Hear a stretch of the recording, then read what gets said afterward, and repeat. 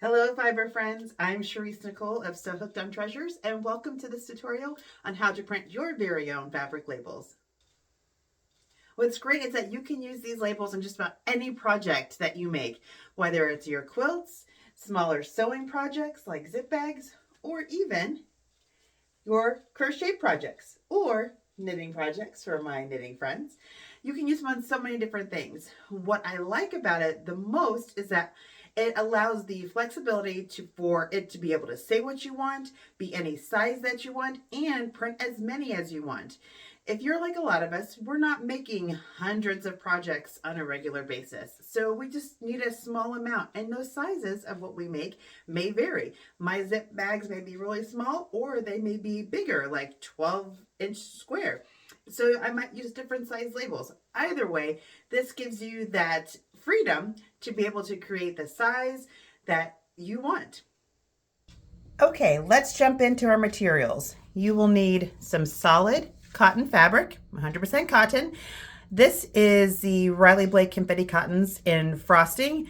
If you've known me for a while, that this color, the pink, should not be a surprise to you. You also need wax paper, not parchment paper. You're going to cut your wax paper to 8.5 by 11 inches or whatever would fit into your printer at home. Make sure it is an inkjet printer, not a laser jet printer. You want the ink to set into the fabric. The laser jet gets too hot for our task, so make sure it's an inkjet. Next, you're also going to need your trusty ruler and rotary cutter. Can't forget those to be able to cut your materials. And you're also going to need interfacing. This happens to be two-sided. You can either use two-sided or one-sided fusible interfacing. Why the difference? With the two-sided, you don't have to sew your label onto your project.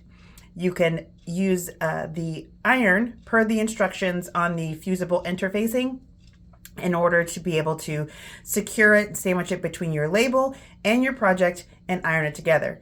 If you use one-sided, this also can be used for hand sewing or machine sewing your label on.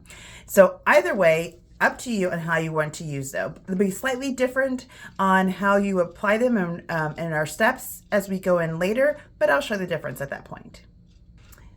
I mentioned before that we're going to cut our wax paper to 8.5 by 11 inches. That's what fits into my printer. Now, if your printer fits larger or smaller, you could cut it to those dimensions. Mine happens to fit 8.5 by 11 nicely. Then you're going to cut your cotton fabric, making sure it's your solid 100% cotton fabric. And you're going to cut that slightly shorter or smaller than your wax paper.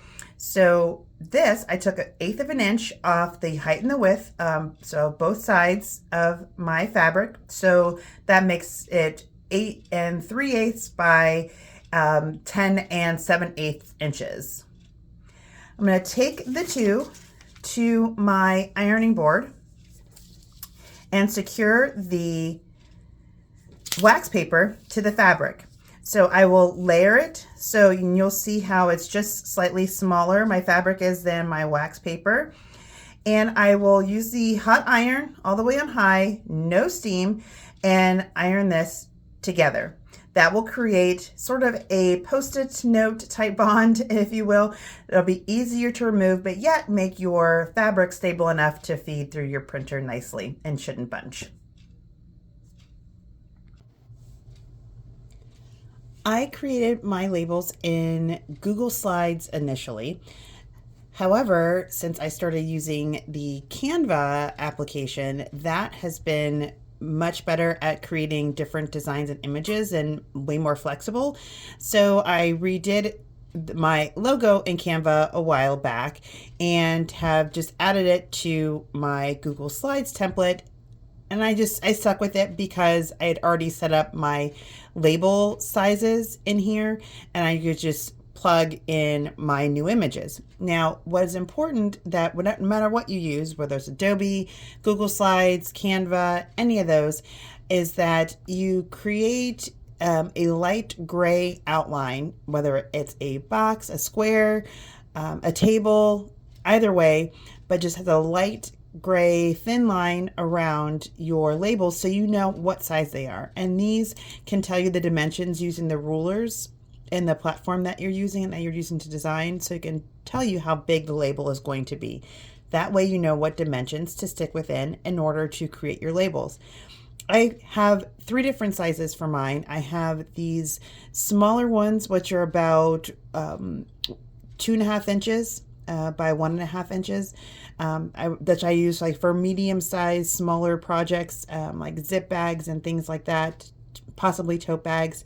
I have these that I use for quilts, and I also have these small ones that I use for crochet projects. These are great for crochet and for knitting projects.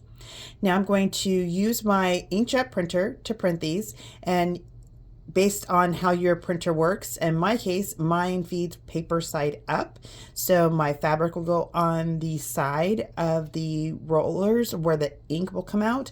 So when I feed that through there, it's fabric side up, and yours may be fabric side down, just depends on where the ink comes in from your printer. So I'm going to print these and come back and I'll show you. And now I have everything printed. I have my fabric here still attached to my wax paper, but now that I've done printing, everything fed through nicely, I am going to separate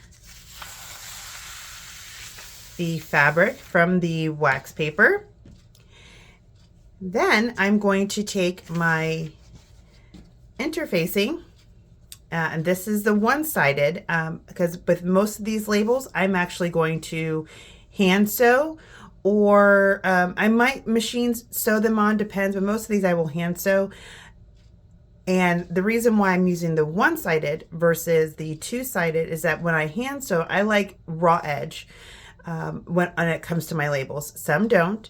So when you're factoring in your margins for your labels, if you are a hand sewer, and you need to make sure that you allow for the seam allowance. Mine are raw edge, so I didn't need much seam allowance for that, just a slight stitch around the outside of the label. And I'm going to, on the wrong side of my fabric, take my one-sided interfacing, and you probably can't see it very well, but this is the glue side, because it's textured. I will put that glue side with the rigid dots on the wrong side of my fabric, and I will iron that to adhere it. Okay, now my interfacing is secured to the back of my fabric. Make sure you follow the manufacturer's instructions for the interfacing on how to secure it to fabric. They are not all exactly the same, so make sure you follow those instructions. I like to keep, this is just an example, a paper copy of the instructions with each of my types of interfacing. That way I don't forget, and it has the instructions right there. Depending on your language, make sure you keep the correct language, because they come in Spanish, English, French, you name it. So make sure you keep the right ones, and I'm only saying that because I have kept the language that I did not know before. So anyway, make sure you do that. Now, once you have your interfacing secured to the back of your fabric, you're ready to cut them out. If you decide to use the two-sided interfacing, do not secure the interfacing to the fabric first. You want to cut your labels out first so they're ready to go, and then you will cut your two-sided fabric interfacing to the same size as your labels, and then you can secure the interfacing in between the label fabric and your project, whatever you are sticking it to, whatever you're ironing it to. When it comes to cutting out your labels, do you remember those light gray lines that I talked about earlier? These are going to come in handy when you're cutting out your labels. Now you don't have to keep remeasuring, and you can make sure your labels are the same every time as far as the dimensions are concerned. And you don't have to worry about it and keep remeasuring with your ruler. But you use your ruler to line up against those lines. Take your rotary cutter, cut along that line, and you have the same dimensions on each side. Nice straight line. And you can continue cutting until you have cut out all of your labels. All right, all of my labels are now cut out and ready to use. Over the years, I have used different fabrics and had fun with that. As far as colors are concerned, you can match the colors of your project. I tend to use, it's no surprise for those of you know me, I use a light pink like this frosting so that the ink still stands out, or I use like an off-white, just not white. And I use these on smaller sewing projects or quilt projects like pillows or wall hangings or tote bags, zip bags, things like that. These, the larger size I tend to use on my quilts.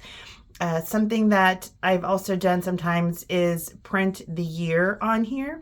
I stopped printing the year because I didn't always use that amount of labels on there when the year, so then I had like extras with a different year that I didn't finish a project that year. So I occasionally will write them in with a permanent marker, and that will help you record that too. So that's an option. But if you're just, sewing or printing, I should say, a few of these, then, a couple extras with the year, the wrong year, may not be a big deal. It's up to you.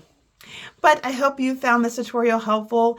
If you have any questions or comments, please drop them below. A description with all the products that I've used is in the description below the video in order to help you to find them. And I hope you enjoy creating your own fabric labels.